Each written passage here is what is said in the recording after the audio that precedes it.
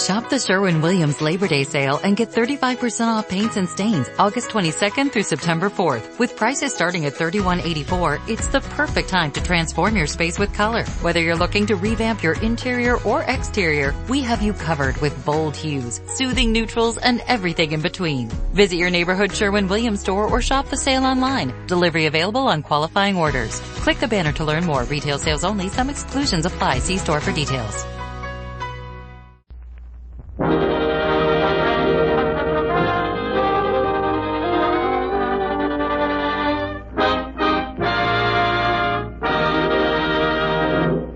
The voice of the Army.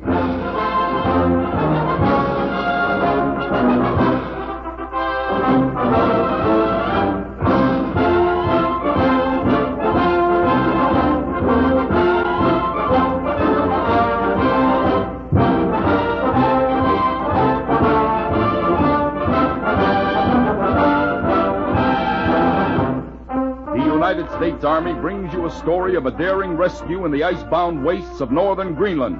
The title, Jets to the Rescue. This transcribed feature is another in the series of The Voice of the Army.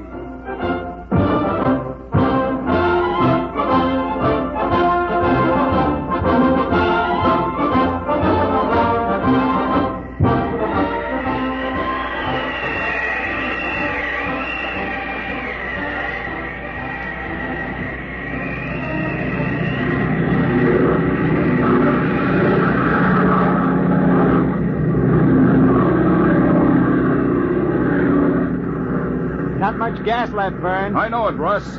This storm's one of the worst I've ever seen. Hit us so suddenly, too. They always do up here in the Arctic. You can't predict them. And we used to complain about the heavy dew back home in California. Wonder if we'll ever see that California sun again. This can't last forever. I hope not. Pilot to radio operator. Radio operator to pilot. Pick up anything on the radio, Sergeant? Not a thing, Lieutenant. We must be pretty close to the magnetic pole. Can't get any results from radio or radar. You'll have to fly on celestial navigation only. Thanks. Keep trying, though. Yes, sir. Have to see some stars before you can navigate by them. These clouds go all the way up to 24,000 feet. I think I see an opening ahead, Russ. Yes, I'm sure I do.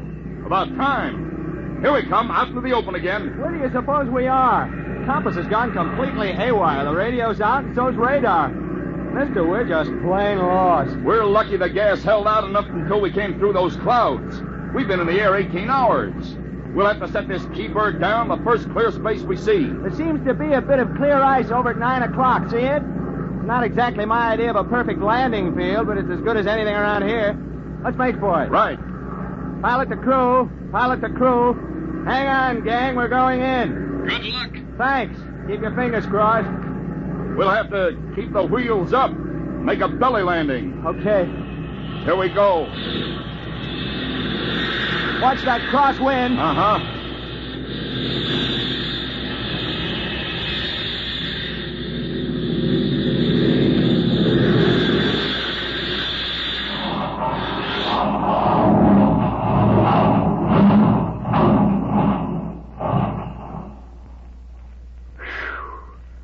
Good old Keybird. Oh, we made it all right. Hope nobody was hurt.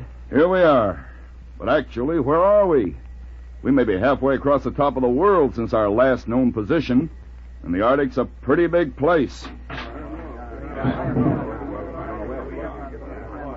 That was swell, sir. Everybody's in good shape. Glad to hear it. That's fine. We'll just have to wait until someone comes and gets us. If they can find us, we can't fly out, but we're not in too bad a fix. Got some food, and there's enough motor oil to keep a fire going.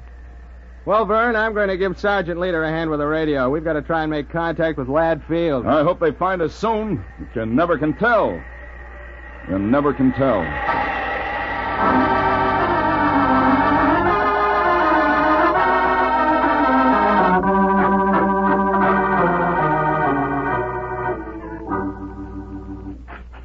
You sent for me, Colonel? Yes, Captain.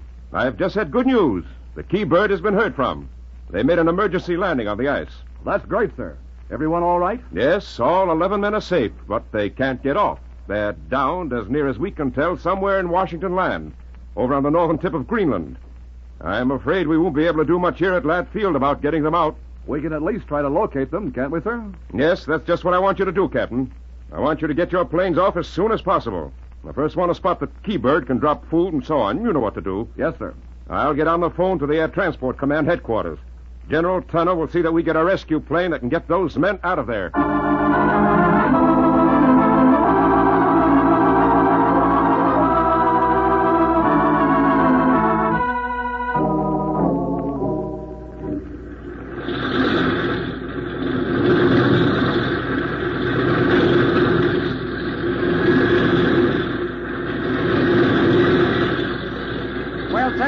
As soon as they get here, Fred. Everything's all set, Bobby. This plane has been checked more times than my valise. Here they come now, Fred. Help them get set back there, will you, please? The one on the left is Captain Dorsey, the medical officer. And the other is Captain Shaw, the expert on dog teams and Arctic rescue. Right, Bobby. Be back in a jiffy. Pilot to crew, Chief. Pilot to crew, Chief. We're taking off. Stand by. All set, Bobby. Let's go.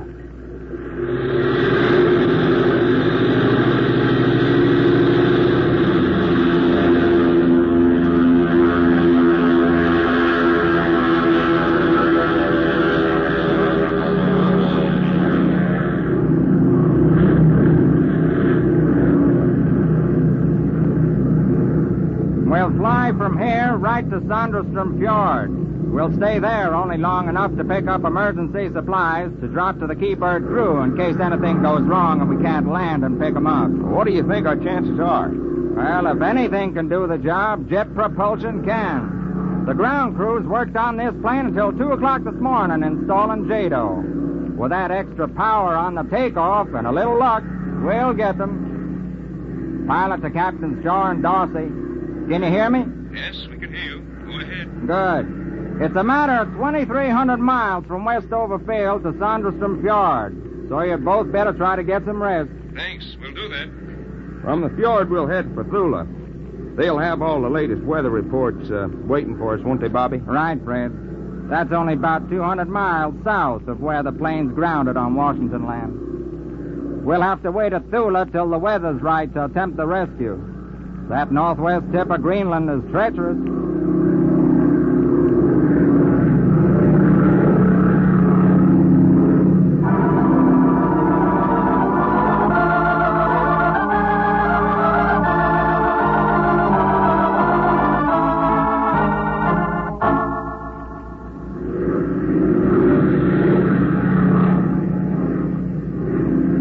We ought to be sighting them any minute now.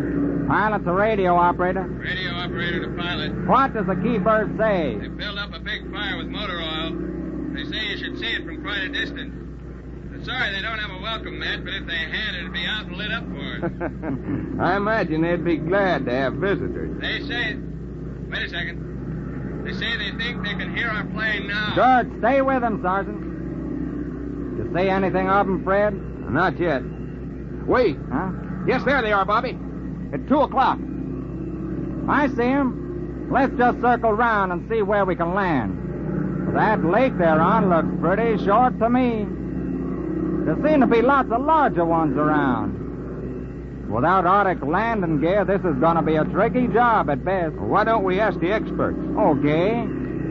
Captain Shaw, are you there? Yes, go ahead. What's your opinion? If we land on that lake over to the left, that's about 5 miles at a rough guess. What would you say would be their chances of reaching us? They could probably make it, but it'll be a lot safer to go back for dog teams first. I'd hate to do that. How about you, Captain Dorsey? How does it look from a medical point of view? Well, the men all seem to be in good shape, and they say they're fine. But they're almost surely suffering to some extent from shock and exposure. At 30 degrees below zero, I wouldn't advise a 5-mile trip except as an absolute last resort. Thanks. I'm inclined to agree with him. If only I was sure the ice would hold us, I wouldn't be too concerned about the size of the lake. Radio operator to pilot. Lieutenant Arnett of the Keybird sends word the ice is plenty thick enough to support your plane. He thinks you can make it. Thanks. I'll bet my next bogey he's right. If we try to land, we'll be betting a good deal more than that. We'll be betting 8 lives.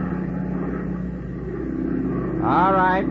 We'll land. Pilot the radio operator.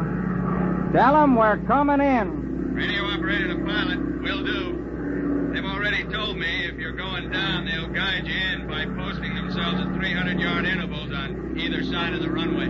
That'll help some, Fred. But the snow is almost a foot deep on the ice. And I'm worried about our nose wheel. Oh, well, here goes. Pilot the crew, Chief. Yes, sir. We're going in. Prepare for a landing. Yes, sir. I'm going to land without full flaps. Want to keep airspeed up to about 120, so we'll have enough speed to get off if anything goes wrong. Sure hope that ice holds up.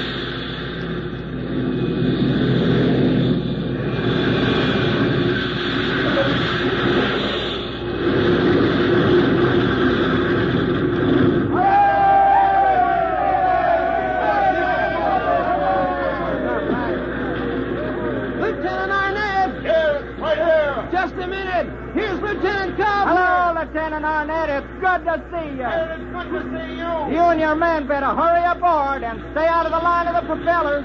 At this temperature, you could freeze to death in the prop wash. Okay, hurry aboard, man. Come on, what do you think? Hey, take it easy. Hey, take it easy. Relax. All right, that's right there for you. What do you think? Come on. Hey, watch where you're going. Out of the way. Pilot the crew, Chief. Pilot the crew, Chief. Jettison every bit of equipment we don't actually need. Just toss out everything. With 11 extra men in the plane, we'll be overloaded as it is. And get those men as far back in the tail of the ship as possible to keep our nose wheel clear. We'll taxi up and down a couple of times, Fred. Maybe we can flatten the snow a little bit.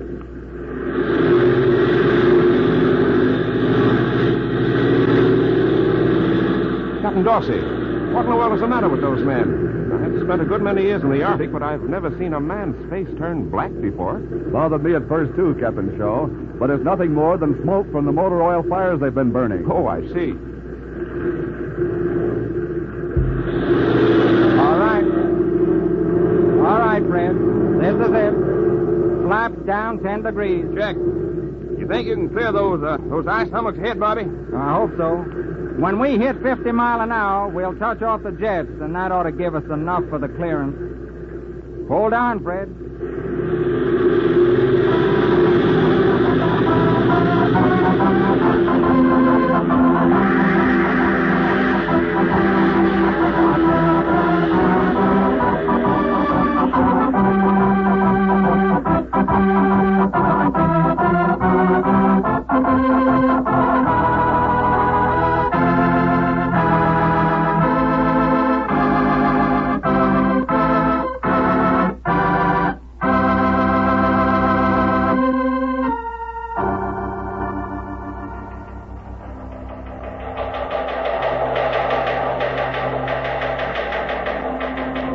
Westover Field, Massachusetts. The 11 members of the crew of the Keybird and their rescuers, piloted by youthful Lieutenant Bobby Joe Kavner, are expected to land here any moment. Lieutenant Kavner and the other members of this rescue party will later go on to Washington to be decorated by General Spaatz, commanding general of the Army Air Forces. The rescue was a triumph of modern air travel.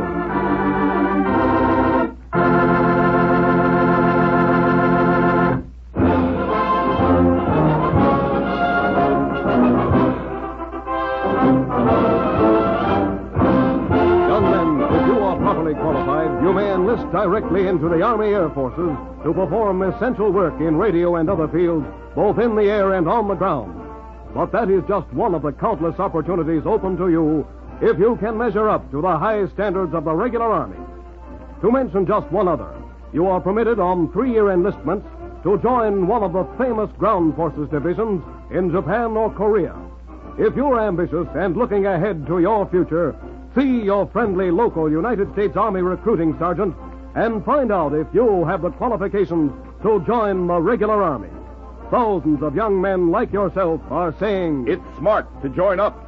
yes, and it's smart to stay in. Your regular army serves the nation and mankind in war and peace. Choose this fine profession now. This program was brought to you by the United States Army, and the featured roles were played by William Calvert, Jim Bowles, Henry Norrell, Gregory Morton, Robert Noe, and Whit Vernon. The story was written by Corporal J. Smolin and was directed by Major Phil Lampkin. This is Sidney Paul speaking. This transcribed feature has been another in the series of The Voice of the Army.